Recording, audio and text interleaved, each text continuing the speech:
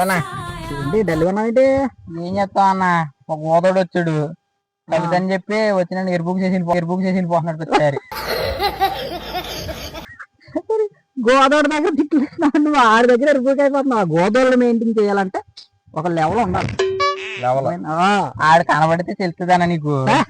నేను బోల్డ్ మంది మేనేజ్ చేశాను అలాగా. ఇప్పుడు అలాగే ఉంటదా? అమ్మాయి ఇక్కడ బాగున్నట్టుంది. ఆడే అమ్మాయి ప్రశాంతంగా దొడ్డు కూడా కూర్చున్నట్లేదు. అన్యా వస్తున్నాను అన్యా. ఏంట్రా తమ్ముడు మధ్య కవితలు ఎరగదీసేస్తున్నావు అంట? అబ్బాయి అలాగేం లేదండి. పెద్ద మనిషిని మాట్లాడుతున్నాను నేను. ఇట్రా ఏంట్రా మా ఊరి మీద మొన్న ఏదో కవిత వదిలేదండి ఏంటి? అదే దొడ్డుకొచ్చేస్తుంది. ఇట్రా పెద్ద మనిషి నేను మాట్లాడుతున్నానా?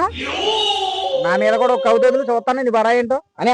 ఎందుకని ఆడితోటి చిన్నపిల్లలను మెయింటైన్ చేయడం ఒక లెవెల్ నీకు తెలీదు. నువ్వు వదలరా. ఎందుకన్నా నేను చెప్తున్నాను కదా నువ్వు వదిలు. చెప్తున్నాను నేనయ్యా. చెప్పు. కబాడీ అని అంటారు చెడుగుడు కాదు. వాహ్వా వాహ్వా అన్నారు నువ్వు. కబాడీ అని అంటారు చెడుగుడు. అందులో కోతకొచ్చాడు ఒకడు. నువ్వు వెళ్ళివాడు మడ్డుగుడు.